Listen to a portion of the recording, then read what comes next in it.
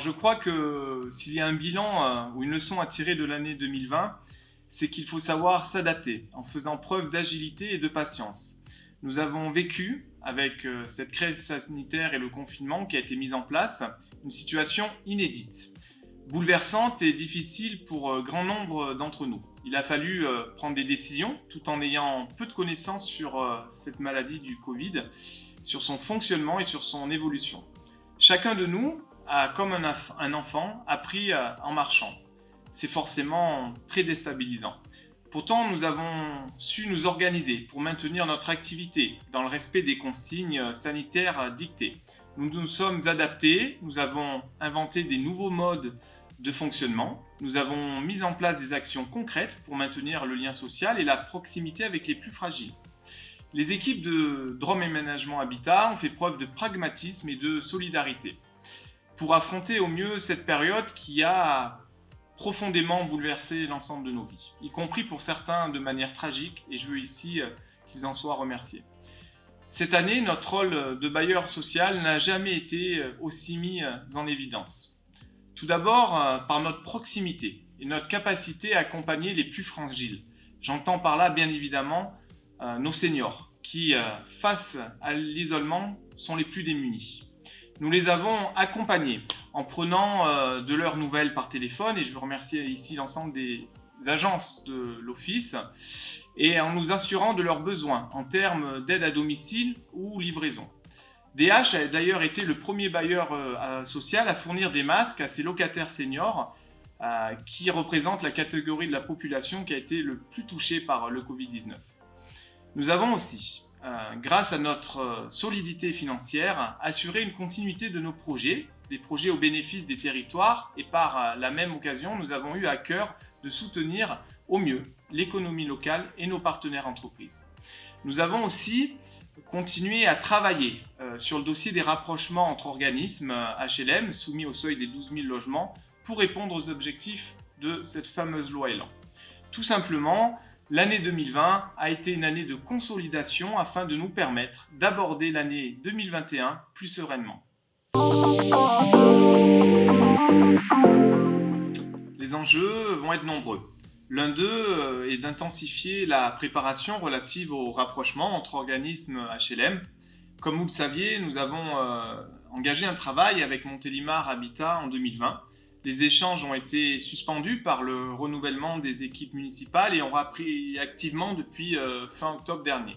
Nous leur avons fait une proposition solide et fiable de rapprochement dans un objectif de cohésion et de cohérence territoriale.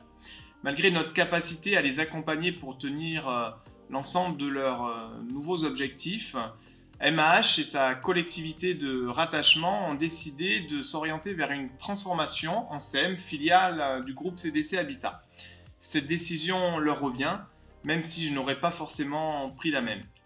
Pour ma part, en qualité de président de Drôme Aménagement Habitat, je souhaite conserver un outil fort, bénéficiant d'un ancrage territorial, lui permettant d'investir et de décider et d'agir surtout aux côtés des Drômois et des collectivités.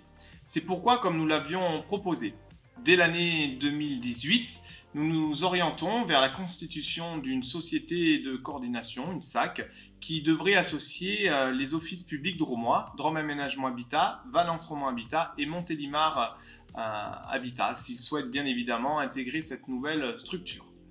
Comme vous le savez et comme je l'ai déjà exprimé, j'ai à cœur, avec la présidente du département, Marie-Pierre Mouton, de défendre les intérêts de DH, bien évidemment, dans ce rapprochement, afin de conserver ses compétences, son efficacité et son rôle indispensable à l'échelle du département. Les principes de transparence, de loyauté et de confiance devront impérativement être respectés pour pouvoir mener à bien la constitution d'un regroupement, puis sa mise en œuvre dans le futur. L'autre enjeu pour l'année 2021 qui est important à mes yeux est de continuer à apporter des réponses adaptées aux attentes de nos locataires et des collectivités, comme le souhaite et le porte le conseil d'administration de Drôme Aménagement Habitat que je préside. Un engagement, vous le savez, auquel je suis particulièrement attaché. En effet, les besoins de nos clients ont évolué. leurs exigences également. Il est essentiel de l'entendre si nous souhaitons conserver notre position de premier bailleur social de la Drôme. Il est important aussi de se réinterroger sur notre approche client. Les équipes de l'Office ont déjà commencé à le faire dans le cadre du projet stratégique. Les attentes des collectivités évoluent et elles modifient profondément nos missions d'origine. Les maires, qu'on rencontre très régulièrement, souhaitent un opérateur public qui soit un véritable ensemblier capable de gérer des projets complexes alliant construction, renouvellement urbain et l'aménagement, tout simplement nos trois métiers, afin de participer à la dynamisation et à la valorisation de leur territoire.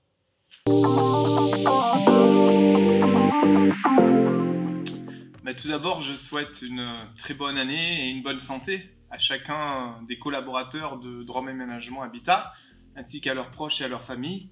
Je leur souhaite d'être confiants en l'avenir et de nous faire confiance. Ensemble, nous réussirons les transformations nécessaires pour que Drôme Aménagement Habitat demeure un bailleur de premier plan dont le savoir-faire est incontestablement reconnu de tous. Et n'oublions jamais, seul, on va plus vite, mais ensemble, on va plus loin. Alors, meilleurs vœux à tous et à toutes pour cette nouvelle année 2021.